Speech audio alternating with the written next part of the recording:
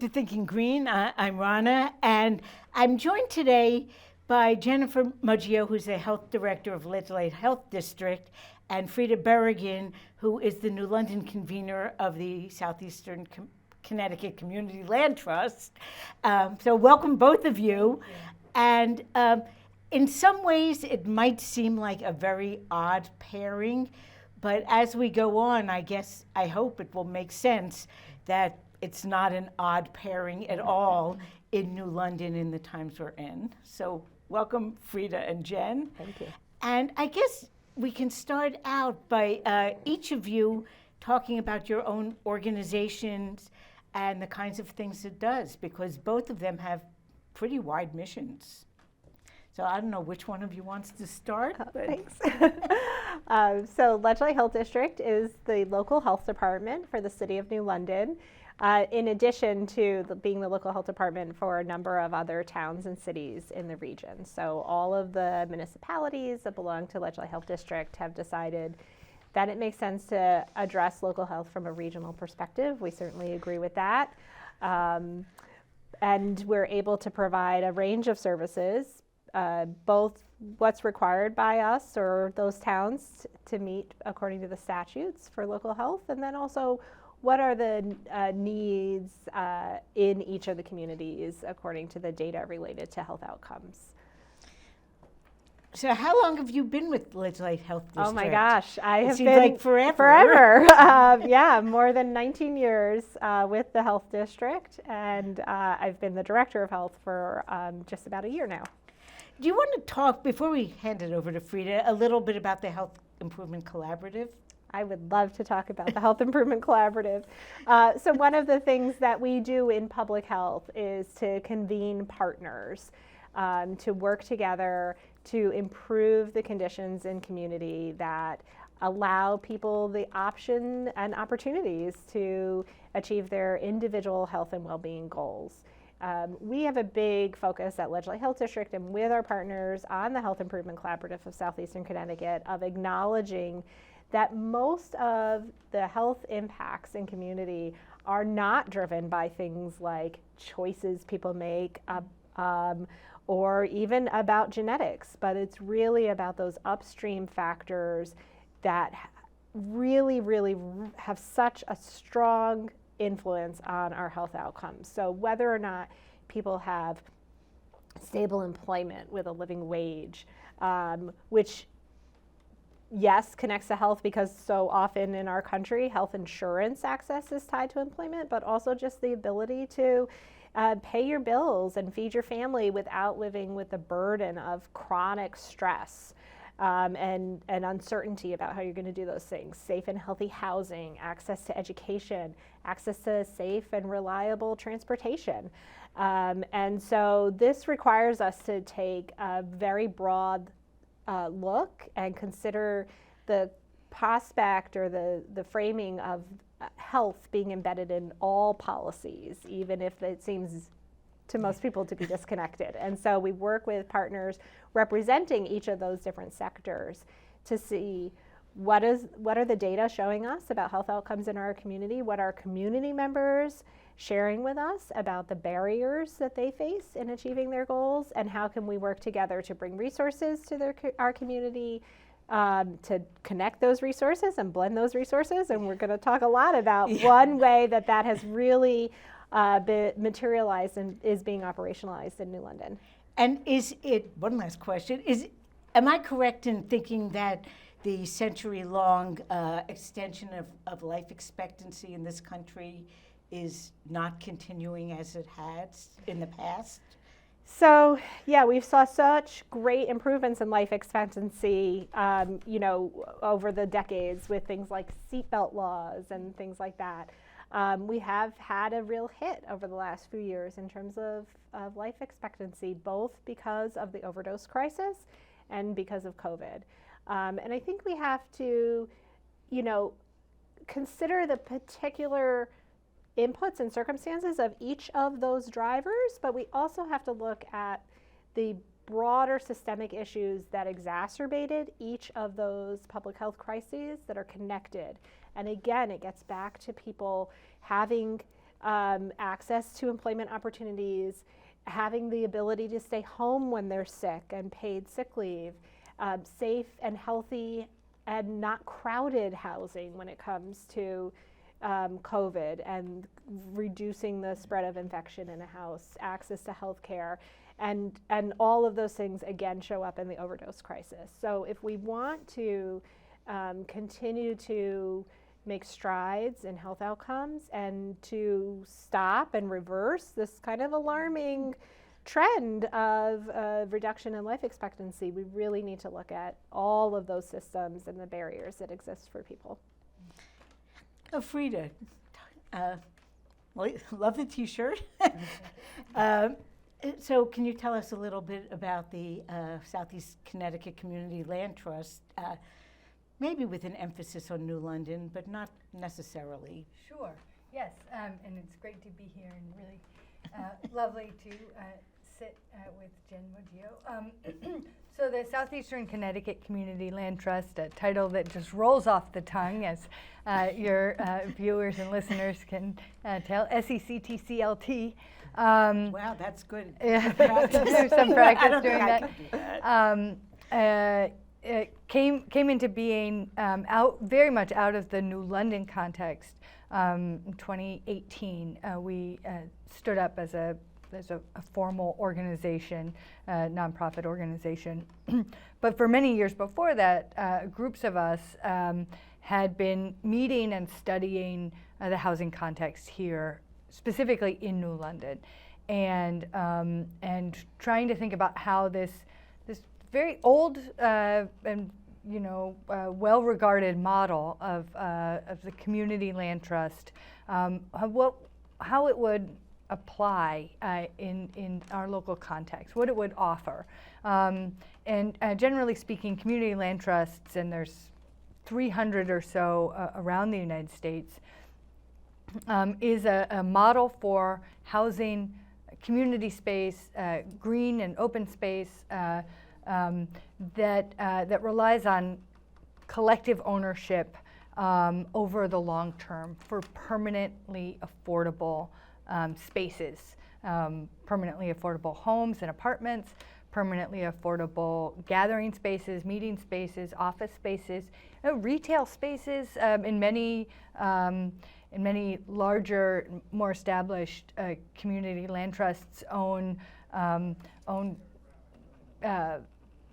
restaurants and small businesses, and allow people to affordably and in the long term operate those businesses, both for their own livelihood and for public good.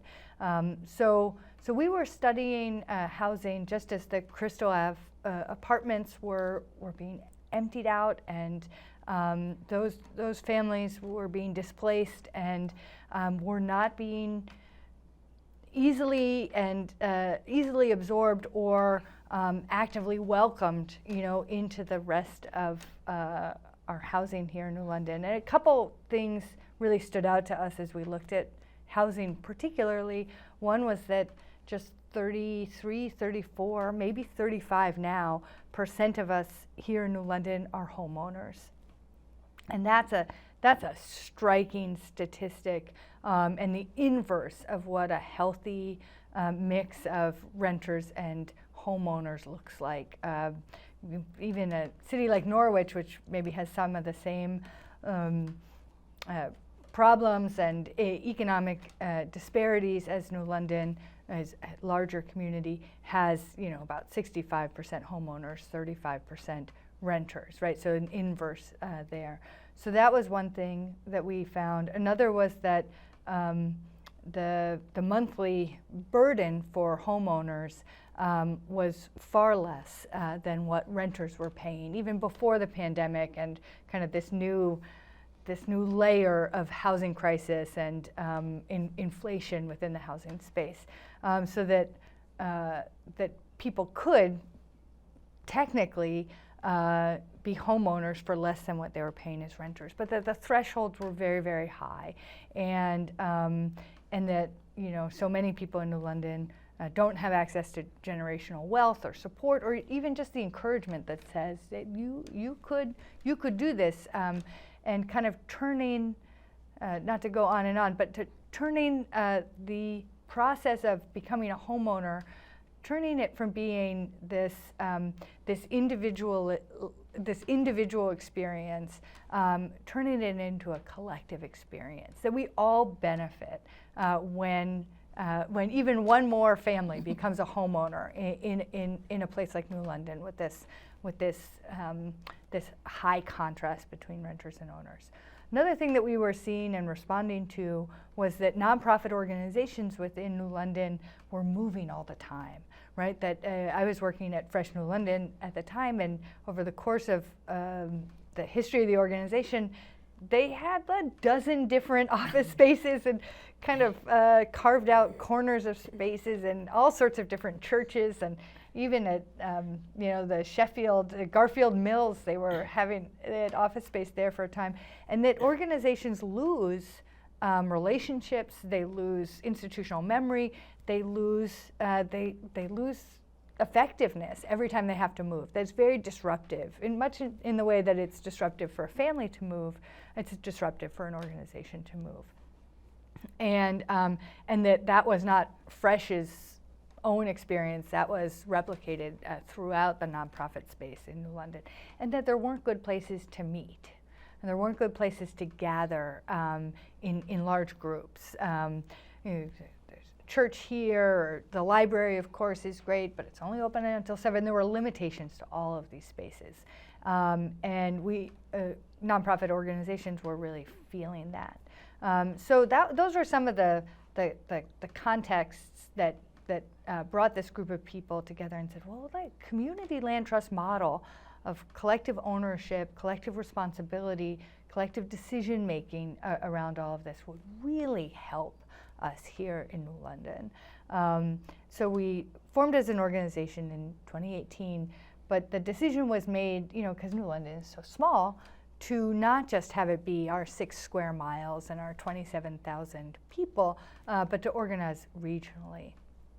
And have our focus be on New London, where so many of us live and care so deeply about, but provide the opportunity for this model to take hold in Norwich and Waterford and the other towns within New London County, which is kind of where we are. And so that is how we've been going ever since. At this point here in New London, we own the land beneath 2 homes at this point, 34 Press Street and 46 Gorton Street, which we're currently in the process of renovating and hope to offer for sale to a community land trust member who fits the income guidelines of being 50 to 80% of area median income. So that's,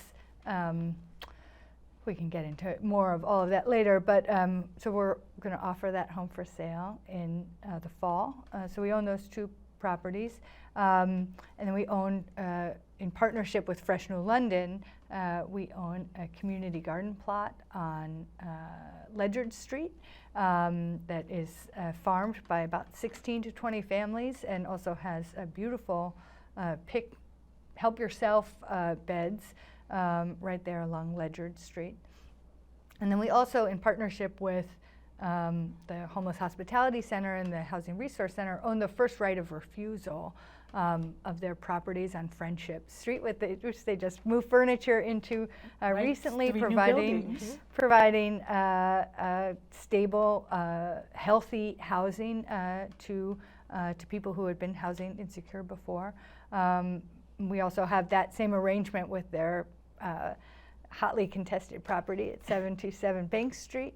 And then the reason we're here together, Jen and I, is quite recently the Community Land Trust, SECTCLT, purchased 74 Garfield Avenue, which historically was the American Legion bar and hall, and is now the place, the community well-being hub, and the CLT currently owns that property and leases it to Ledgelight Health District in a scenario of mutual benefit. I am sure, but that we've been looking at that property for a long time. It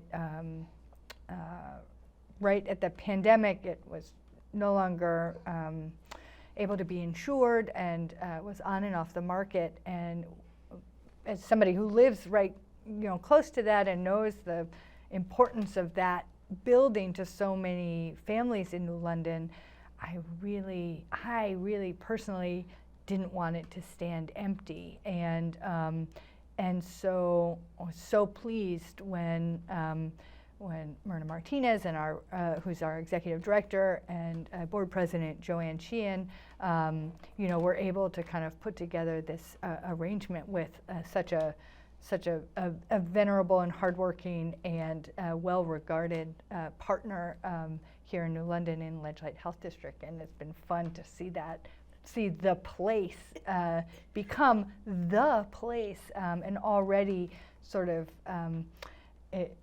become such an important point on our collective map of New London. So it's really exciting. It's still new and in process, but so important already in the lives of so many people. Yeah, and traditionally, there are on Garfield, 3 of these, retired veterans organizations. And interestingly, in New London, even before the CLT was involved, it seemed as though it was an area of kind of unity between the old veterans and the young New Londoners, who all kind of valued that as a community space for them. Right. Yes. So the CLT sort of goes along with that whole thing. Mm-hmm. Mm-hmm. And it's a street very much in flux, right? Between the place and the VFW, where New London Area Food Pantry is now leasing space there and offering food access to people there. There's the Garfield Mills, which our understanding is will be renovated at some point in the fairly, not too distant future into. Hopefully in my lifetime. The proposal is for these very beautiful loft kind of work-live spaces, and I guess that was another reason I'm so pleased that this is now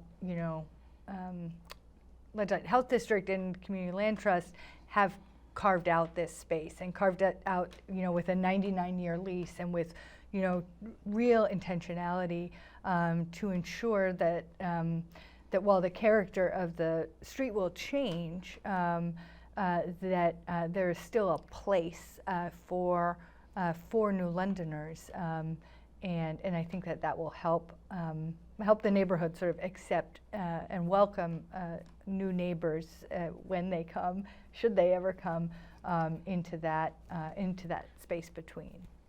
That's an interesting neighborhood anyway, because it does have maybe a better balance of owners and renters than many parts of New London that are skewed toward whole neighborhoods that are renters or whole neighborhoods that are owners and not much mingling. Mm-hmm. I think some of New London's older neighborhoods were built with a lot of 2-family houses and some houses that were rentable but also accessible for ownership. Right.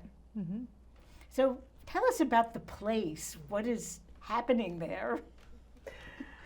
Well, right now, the immediate need was for us to have a permanent home for the Food to the People program. Food to the People is a food distribution program that was started in partnership, Ledgely Health District, the City of New London, Lawrence Memorial Hospital, and Fresh New London at the beginning of the pandemic 4 years ago now, recognizing that food insecurity was already a pressing public health issue, and that with a lot of uncertainty at the beginning of COVID, other food distribution points shutting down because of concerns about safety for volunteers and staff, people losing access to meals at school because the kids were home all of a sudden, people maybe having to stay home, losing their employment.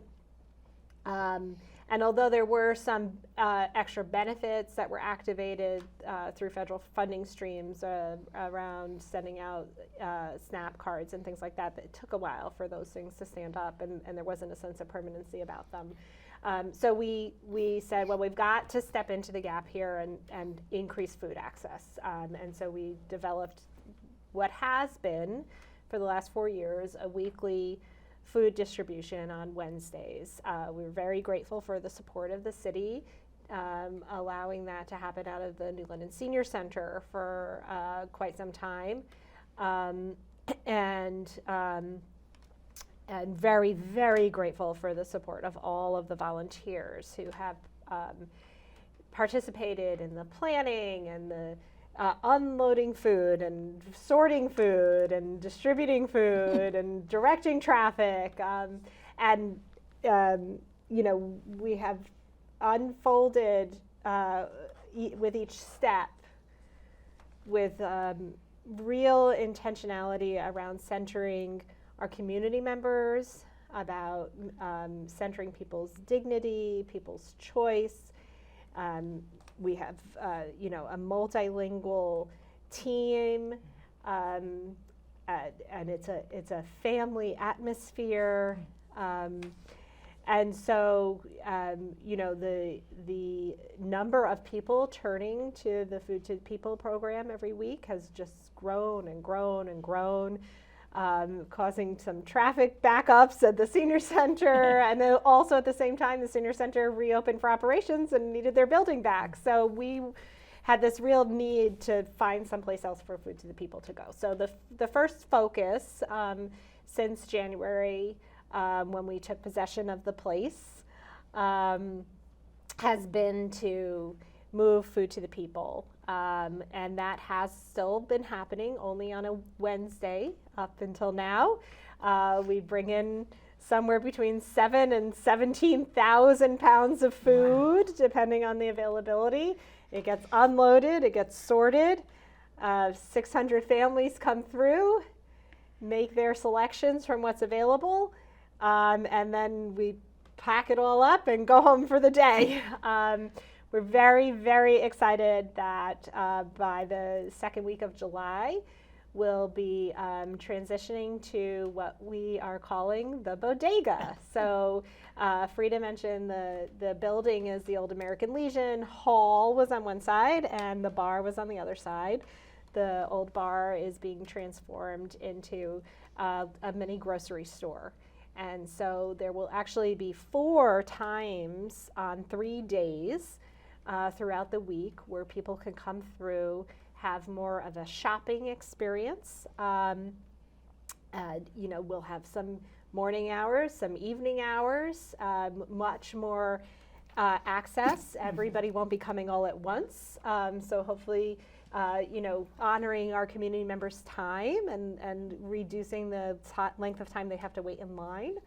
And they'll also get to engage with different services while they're there. So each of the time slots is being led by a different community partner. And so when you come to do your shopping at the bodega, You can also go into the big room and get your blood pressure screened or get a vaccination or learn about preventing and responding to overdose or learn about the cancer screenings that are available from the hospital. So lots of different touch points on a number of health concerns. So the transitioning the food to the people and opening the bodega has been the first step of building the place for community well-being, which isn't the only vision for the building, but we had to get through this first phase first before kind of moving on to what comes next, which is really that we hope everyone in New London will find something happening at the place that helps them to achieve their individual health goals. And so for people who are not facing food insecurity but want to take a cooking class or learn about a particular health topic or just build social connectivity and come together and break bread and watch a movie together and have a discussion, those are all things that will happen at the place. And social connectivity has also been correlated with life expectancy since we mentioned that. Absolutely.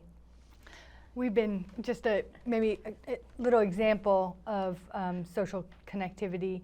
I stepped in March to coordinate Food to the People kind of on a short-term basis. And we started when we had time between the time that the truck came and our doors open to the 600 families that Jen mentioned. We started having a circle, and the people in the circle, the volunteers speak. They speak Creole, Haitian Creole. They speak Portuguese. They speak Spanish.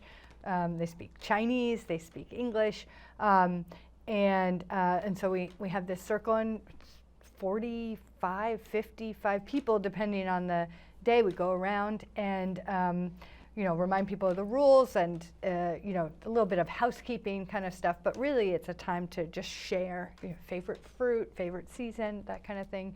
But at the end of one, an older woman said, "I have an announcement, I have a problem."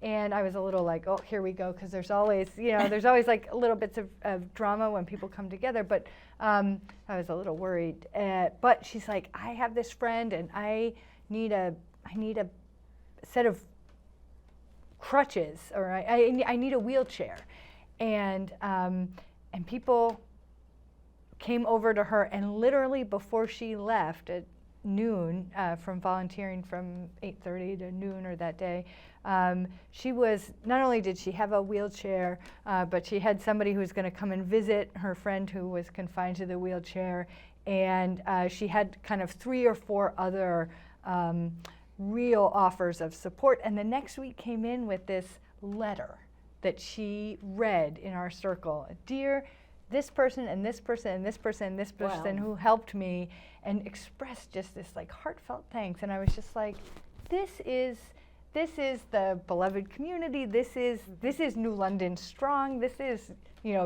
green and gold. Like this is the power of the circle. This is the power of people coming together. And,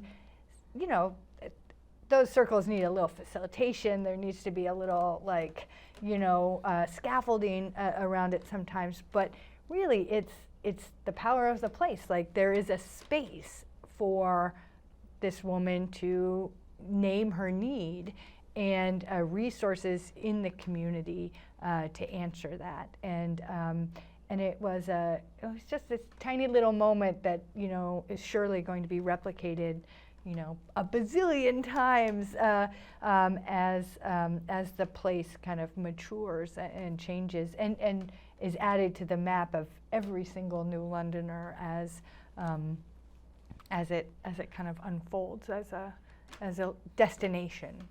Yeah, I'm tearing up as you say that story, and I'm remembering I had kind of that heart stop moment.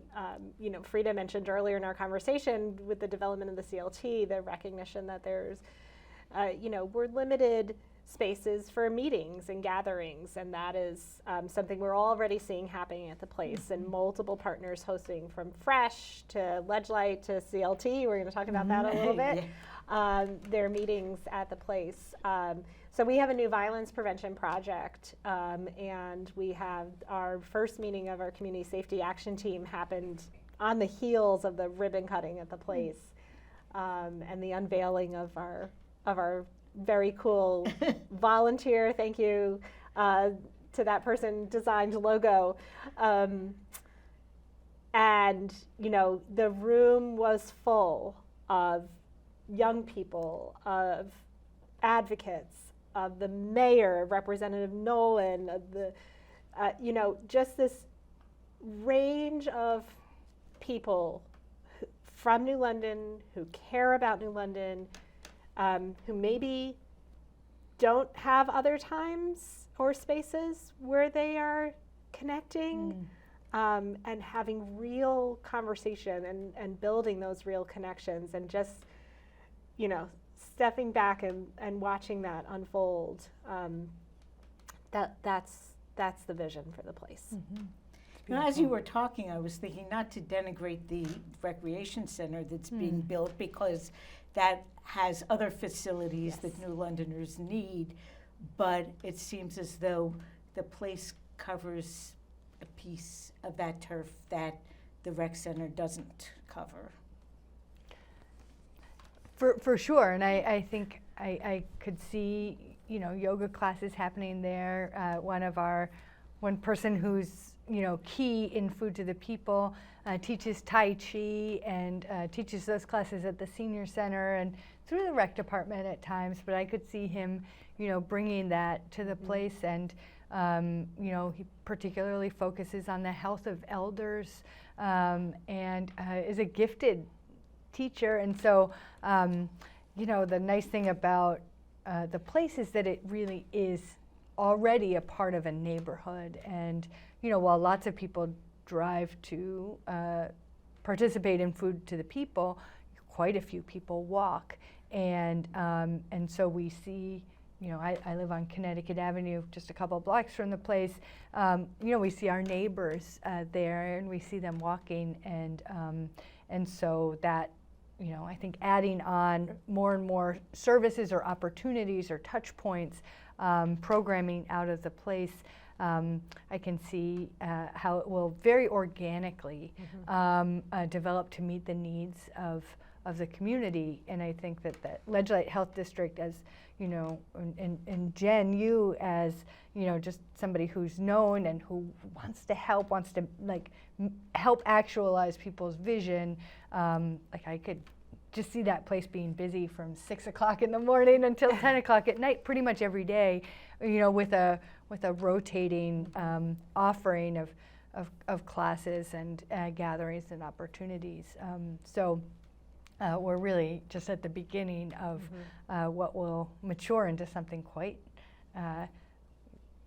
quite perfectly attuned to meet the needs of the people, because it is a participatory process in many ways.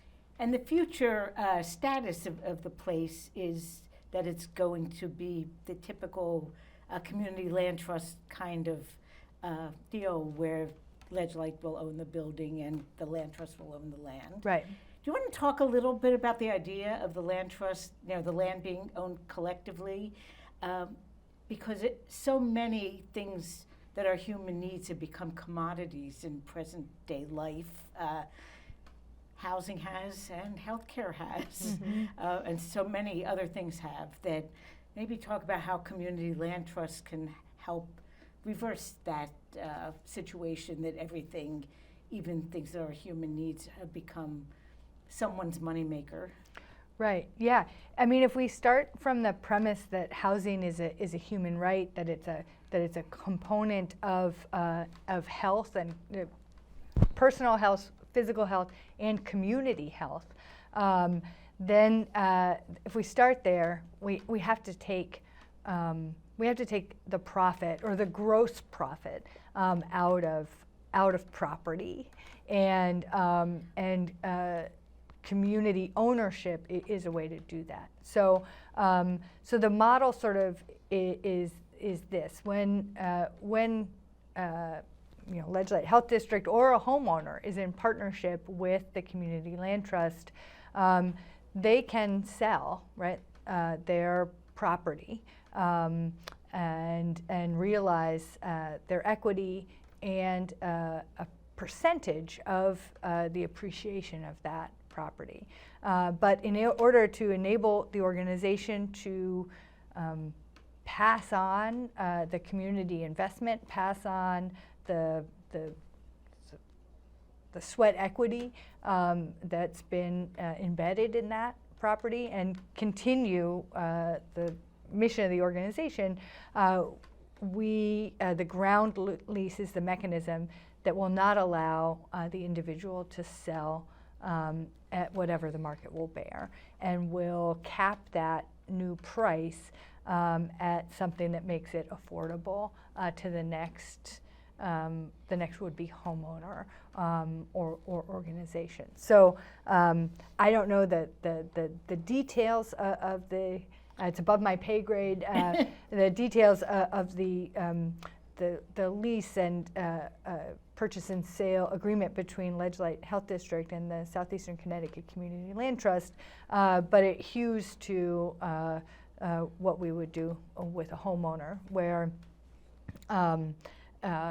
with the realization of profit and but not gross profit, not speculative market profit.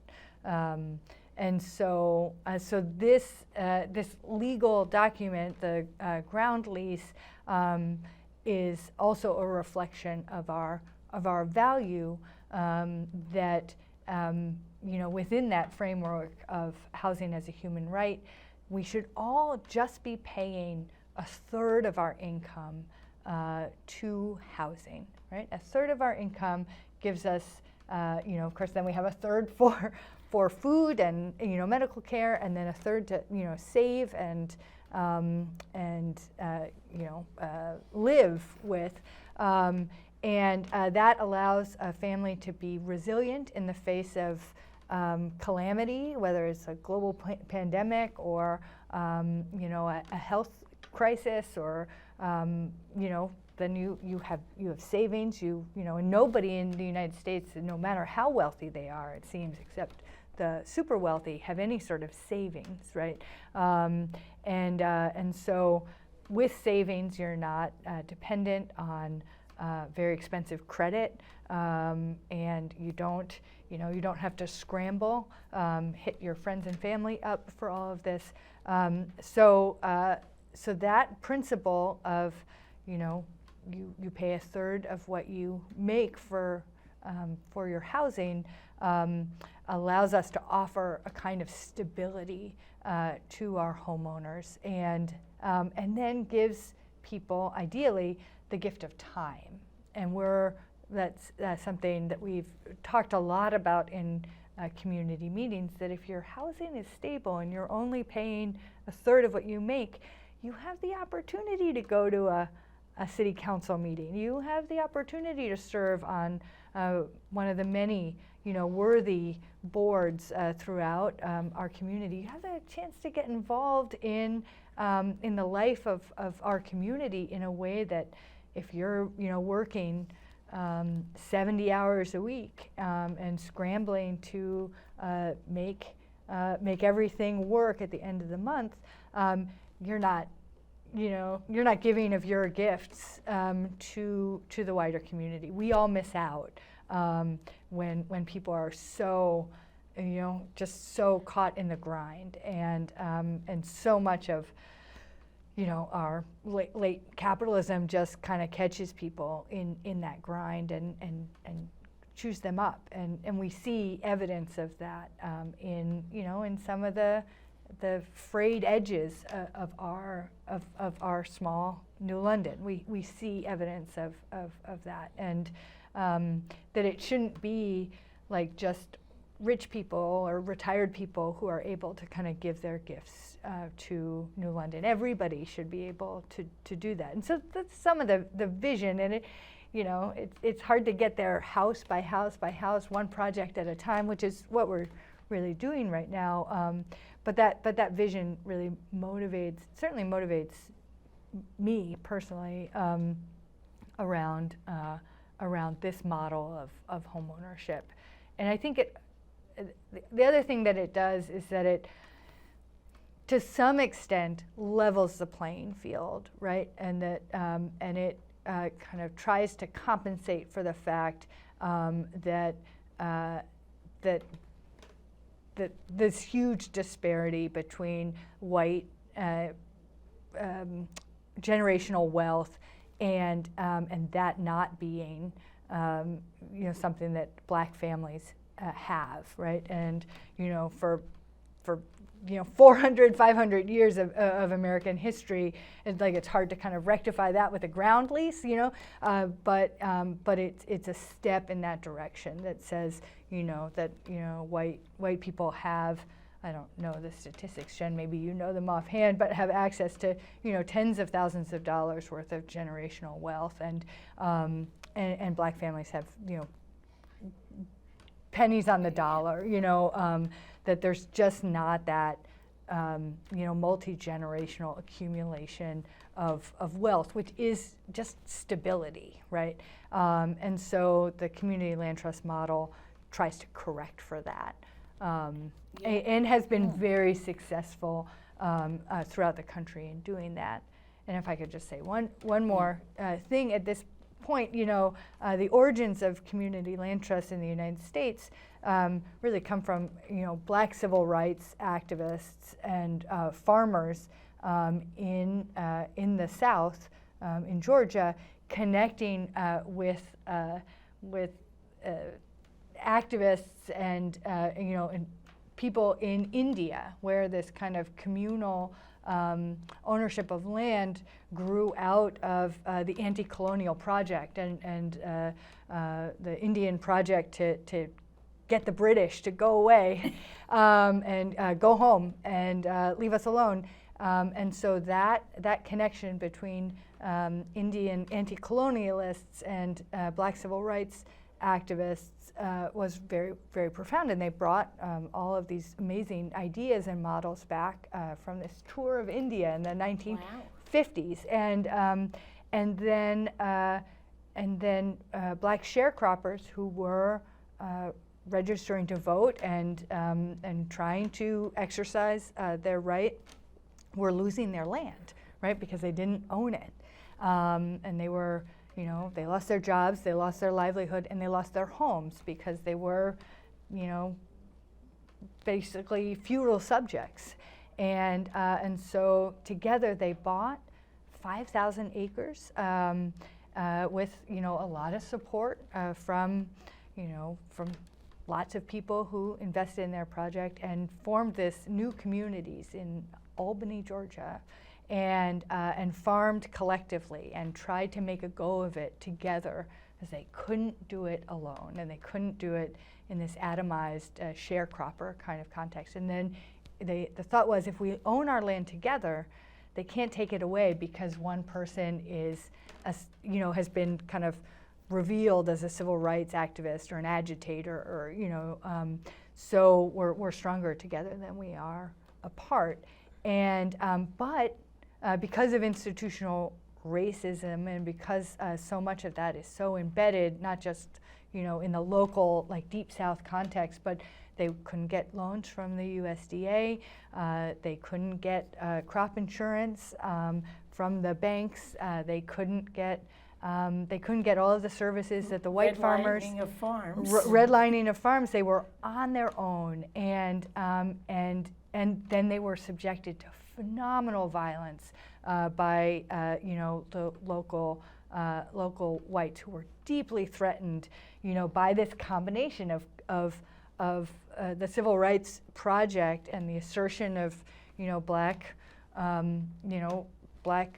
equal human rights and collective ownership of the land, and so they lost it. Right, it was taken away from them in the combination of the loans and the insurance and all of that, and it wasn't until just about 10 years ago, 15 years ago, I think, that they won a historic lawsuit against the Department of Agriculture, and were able to purchase this big property once again, and again are farming it collectively. And so we draw inspiration from that. We're in a completely different context here in New London, Connecticut, and yet redlining and land being taken away and people being punished for their principled stance and assertion of human rights by being stripped of the right to own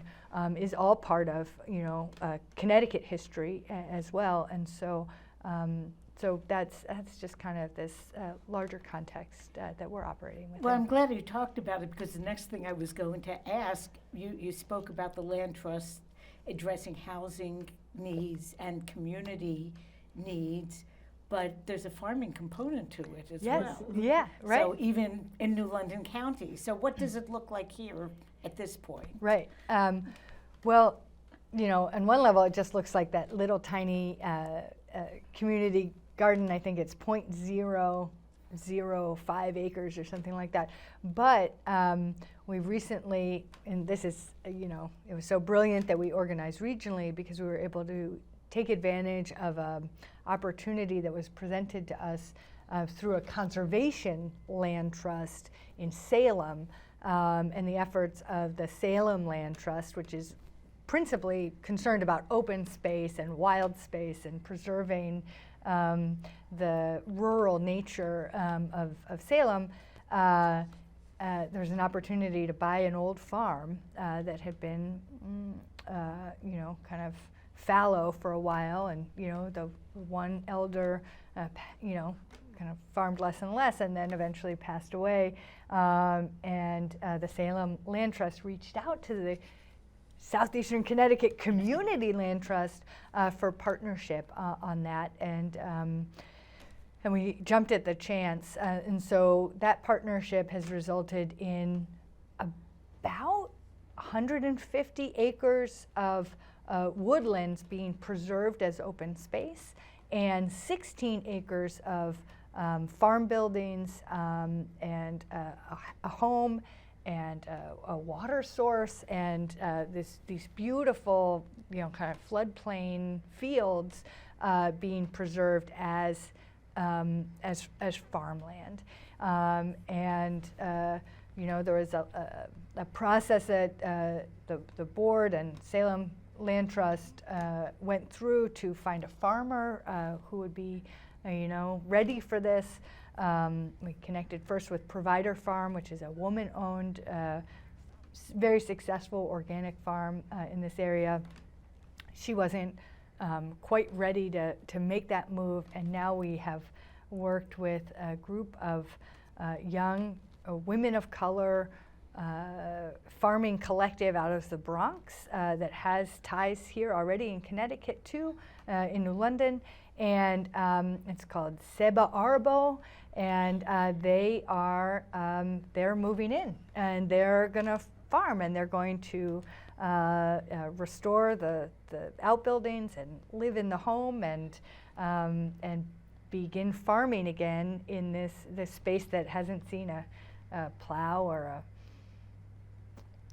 hoe or whatever, all the farming implements are, probably in the better part of a decade. And so it's a very, very exciting new project. It's amazing that these are young women, they're women of color, they're women bringing together like a real diversity of skills and experience in marketing, and turning farm products into medicinal products, and I'm just so excited to see what the next couple years bring in that regard, and perhaps they'll even bring some of it down and process it in the commercial kitchen that will eventually be at 74 Garfield at the place, and just kind of, to me, Salem feels like really far away, but it's really just 10 miles up 85. Yeah, it's 15 minutes. It's really quite close, and it's part of our food shed and part of our watershed, and allows for this real. It just the web just gets a little tighter as we start doing that, and then when we have gone to these conservation land trust gatherings and talked about this partnership, other other kind of rural communities get really excited about that. And preserving farmland as farmland is a really important thing for our state as we see farmers aging out and it not, them not being able to pass it down to the next generation. Of course, we have a youth drain still coming out of Connecticut, and so this model perhaps will ignite around our quite rural area, and we'll see what the future brings there. And talking about cost, farms can be sold to people who want to build subdivisions for a lot of dollars, Right. more than farms can be farmers could purchase it for it Right. to continue producing food. So you have the potential for a short-term windfall, but what happens if we don't have food? Okay, so if people want to know more about the Community Land Trust and get involved, there is an event coming up this week that we should get to before we time out. Yes. We, by our bylaws, hold a Community Land Trust annual meeting every year. It's been in lots of different places over the years, All Souls, Bates Woods, and this year we will be holding it at The Place, 74 Garfield, this coming Thursday. Folks can see it up on the screen there. Anybody is welcome to come. There'll be dinner provided. We'll have childcare, and it will be a chance to learn more about the Community Land Trust, become a member, support our mission, get involved in all of the work. We have a very small paid staff, and so we rely a lot on volunteers, and we're delighted to be hosted by our newest, not our newest partner, but our newest, leasee within CLT parlance. And so we really hope that people come out and you'll have a chance to tour the place and see both what's happened since Ledgelight Health District took on this project and then also the vision of what's going to happen in the next year or so. Yeah. So I guess if people want to know more about either how to support the Land Trust or Ledgelight Health District or the various things that you do, how can they find out? How can they be supportive? So our website is one place. We don't yet have a website for the place. That's part of the work to come over the next few months to establish a designated place where people can go and see the calendar of events. It's coming, stay tuned. In the meantime, you could reach out to me directly, go visit our website. We have a strong commitment at Ledgelight. It's written into our strategic plan to center health equity, to address the structural barriers to health, and to shift power so that we are being led by our community. So we really welcome everybody's ideas and feedback and shared problem solving and brainstorming around both the development of the place and community health in general. So please reach out. And for people who want to learn more about the Land Trust, come to the meeting on Thursday, but what else can they do? Right. If you can't come to the meeting on Thursday, there's a lot of information on our website, which is sectclt.org. And we also have monthly meetings as a chapter. They're continuing to be at the place. Our schedule should be up on our website for meetings for the next couple of months. And also the contact information of our staff and myself are both there. And people should realize this, land trusts are kind of slow to get started. I've learned this. I was sort of involved in 2018 and now less involved. But they do explode. If you look at land trusts that were started 40 or 50 years ago, they're huge. Right. And they've really made a big difference to the communities they're in terms of influencing just the availability of housing Yes. and the stress level of the people. Yes. And, you know, it's really big. So it's still sort of coming in on the ground floor if you get involved now. That's right. So thank you, Frida. Thank you, Jen. And we'll see you all hopefully on Thursday and next week on the show as well. So Great. see you Thanks- then. And Thanks thank so you much, both. Rana. Yep. Thank you.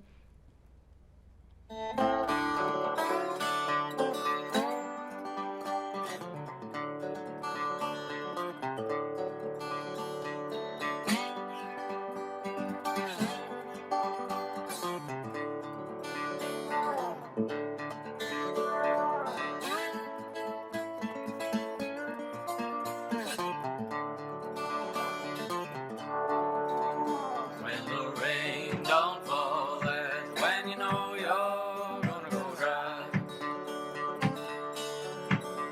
When the rain don't fall, that's when you know you're gonna go dry.